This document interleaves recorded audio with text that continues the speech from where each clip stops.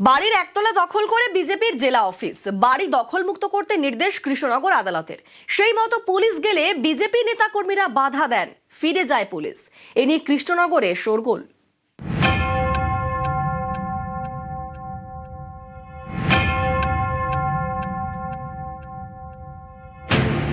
এটা বিজেপির নদিয়া উত্তর সাংগঠনিক জেলার অফিস। অভিযোগ, একজনের বাড়ির নিচতলা দখল করেই অফিস। এ নিয়ে জলগড়ায় কৃষ্ণনগর আদালতে। আদালতের নির্দেশে বাড়িটিকে দখলমুক্ত করতে যায় পুলিশ। এতে বাধা দেন বিজেপির নেতাকর্মীরা। পুলিশ তখন ফিরে যায়। আমার শ্বশুরমশাই বাড়ি এটা, ঠিক আছে। তা আজকে এক্সিকিউশনের জন্য অর্ডার এসেছিল, এর আগেও হয়েছিল, এর আগেও পুলিশ এসেছিল, ওনাদেরকে উঠাতে পারেনি। সেটা মে মাসে হয়েছিল, উঠাতে পারেনি। আজকেও আমরা অর্ডার নিয়ে এসেছি, আজকেও এখনও অবধি উঠেনি, জানি না কী হবে লাস্ট পর্যন্ত। ওনারা কালকেও কোর্টে পিটিশন দিয়েছিল, কালকেও রিজেক্ট হয়েছে স্টে অর্ডারের জন্য। পরশুদিন পিটিশন দিয়েছিল, স্টে অর্ডারের জন্য রিজেক্ট হয়েছে। ওনারা হাইকোর্টে গিয়েছে, সেখানেও রিজেক্ট হয়েছে। কিন্তু ওনারা বলছে আমাদের সময় দেওয়া হোক। আমি জানি না কেন সময় চাচ্ছে, আমাদের কাছে কোর্টে অর্ডার আছে, তাও আমরা আমাদের বাড়ি ফিরে পাচ্ছি না। কৃষ্ণনগরের উকিলপাড়ায় রজনী মুখার্জি লেন। এখানেই বাড়ি গৌতম সরকারের।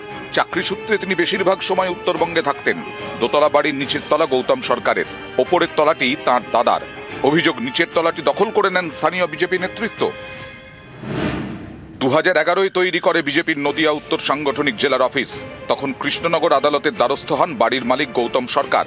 বাড়ি দখলমুক্ত করার আবেদন জানান। বছর 6 আগে মারা যান গৌতম। মামলা চালিয়ে যান তাঁর স্ত্রী এবং জামাই।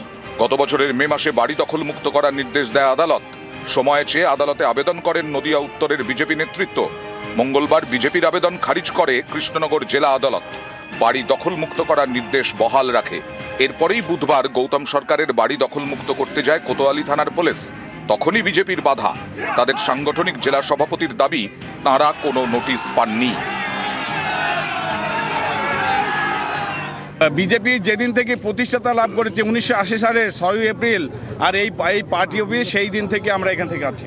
যে পার্টি অফিস দিয়ে গিয়েছে, আমাদের অনুমোদন দিয়েছে, তার মেয়ে দিয়েছে, এবং তার নাতি আর নাতনি জামাই কোথায় থেকে এসে উড়ে বসে আমাদের বলছে যে এখান থেকে সরে যেতে হবে। আমাদের সময় দেওয়া হোক, আমাদের যে কোর্টের রায় আসবে সেই রায়ের পরিপ্রেক্ষিতে আমরা অপেক্ষা করব। সেই রায় যদি আমরা স্টে অর্ডার না পাই, আমরা ঘর ছেড়ে দেব। নদিয়া থেকে সমীর রুদ্র, নিউজ 18 বাংলা।